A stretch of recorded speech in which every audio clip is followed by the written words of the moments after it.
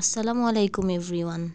আজকে আমি তোমাদের দেখাতে চলেছি রেডমি প্যাড প্রো, একেবারেই নতুন একটা মিড রেঞ্জের ট্যাবলেট, যেটার পারফরমেন্স, ডিজাইন আর প্রাইস সব দিক থেকেই বাজিমাত করেছে।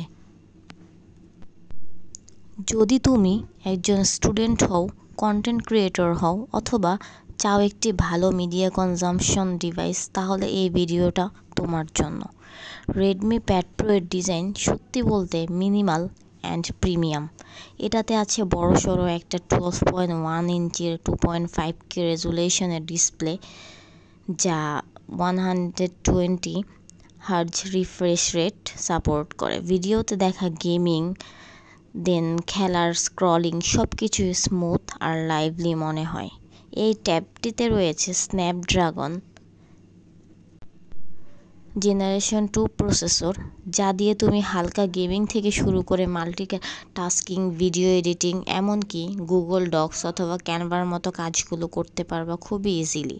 আমি নিজে এটা দিয়ে ইউটিউবের ভয়েস ওভার করি আর কোনো ধরনের ল্যাগ পাইনি।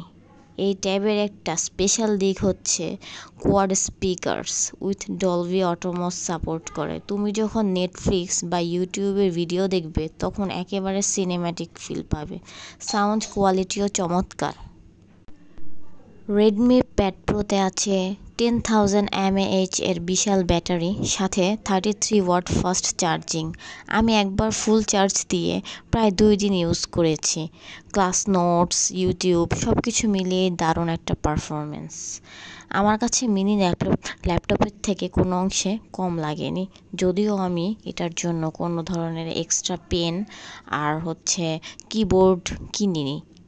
তাহলে এই ট্যাবটা কাদের জন্য বেস্ট? অবশ্যই স্টুডেন্টদের জন্য, কন্টেন্ট ক্রিয়েটরদের জন্য, হ্যাঁ, যারা নেটফ্লিক্স লাভার আছো বা ইউটিউবের হেভি ইউজার আছো, একদম বাজেট ফ্রেন্ডলি ট্যাব চাচ্ছ, তারা খুব ইজিলিভাবে এটা কিনে ফেলতে পারবা। তোমরা যদি রেডমি প্যাড প্রো নিয়ে কোনো ধরনের তোমাদের কোনো কোয়েশ্চেন থাকে, তাহলে অবশ্যই কমেন্ট করে জানাও আমাকে, আমি আমার এক্সপিরিয়েন্সগুলো শেয়ার করব। আমি আমার এই ট্যাবগুলোতে সব কিছু কিভাবে টেস্ট করেছি, কি করতেছি সব আমি দেখিয়েছি। তোমরা দেখতেই পাচ্ছ খুব ইজিলিভাবে স্ক্রলিং হচ্ছে, যখন যেটা ইচ্ছা সেটাই করতে পারতেছি।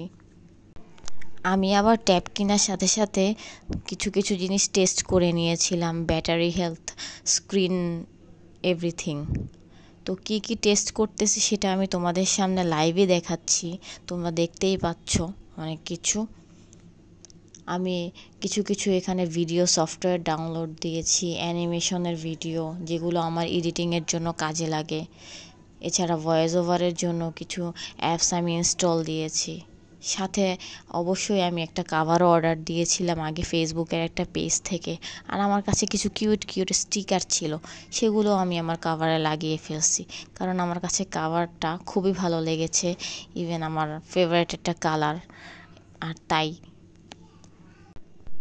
আর কাভারের কোয়ালিটিও খুবই ভালো, সিলিকন টাইপ একটা কাভার। আর সিলিকনের কাভারগুলো আমি অল টাইম ইউজ করতে প্রেফার করি, কারণ যে আমি সিলিকনেরটা মোবাইলেও ইউজ করেছি, মোবাইল হাত থেকে মাঝে পড়ে যায়, সেক্ষেত্রে কোনো ধরনের আদার সাইড এফেক্ট হয় না, কোনো ধরনের প্রবলেম হয় না। সো ট্যাবের ক্ষেত্রেও আমি এরকম সিলিকনের কাভারগুলো বেছে নিয়েছি। দেন আমি আবার কিছু প্রিন্টারেস্ট থেকে কিউট ছবি ডাউনলোড করে রেখেছিলাম গ্যালারিতে। দেন ওইখান থেকে উইডজেটস করে আবার আমি আমার মতো করে সেট করে নিচ্ছি স্ক্রিনটা, আমার পছন্দ ওয়াইজ পিঙ্ক থিম দিয়েছি। অ্যান্ড আমি আমার মতো করে বিভিন্ন ধরনের স্টিকার ইউজ করেছি। প্রিন্টারেস্ট আমার আগে থেকেই খুবই ভালো লাগে, কারণ এখানে বিভিন্ন ধরনের থিম আছে, হাজার যেটা পছন্দ সে সেটা এখান থেকে ডাউনলোড করতে পারে। আর আমার প্রিন্টারেস্টের থেকে আমি সব কিছু ডাউনলোড করে কাস্টমাইজ করে নিচ্ছি নিজের ইচ্ছা মতো। আপনারা দেখতেই পাচ্ছেন আমি এখানে একটা ডেটের ক্যালেন্ডার বসাচ্ছি, কারণ আমার ক্যালেন্ডার একটু পর দেখা লাগে। সো এটা আমার চোখের সামনে থাকবে, আমার স্ক্রিনের মধ্যে আমি সেভাবে অ্যাডজাস্ট করে নিচ্ছি। আমি ফুললি কীভাবে করে দিচ্ছি সব আমি আপনাদের সাথে শেয়ার করতেছি, আপনারা অবশ্যই সেটা দেখে নেবেন। আর ওভারঅল এই ট্যাবটা আমার কাছে খুবই ভালো লেগেছে সব কিছুর দিক থেকে। Thank you for watching my video.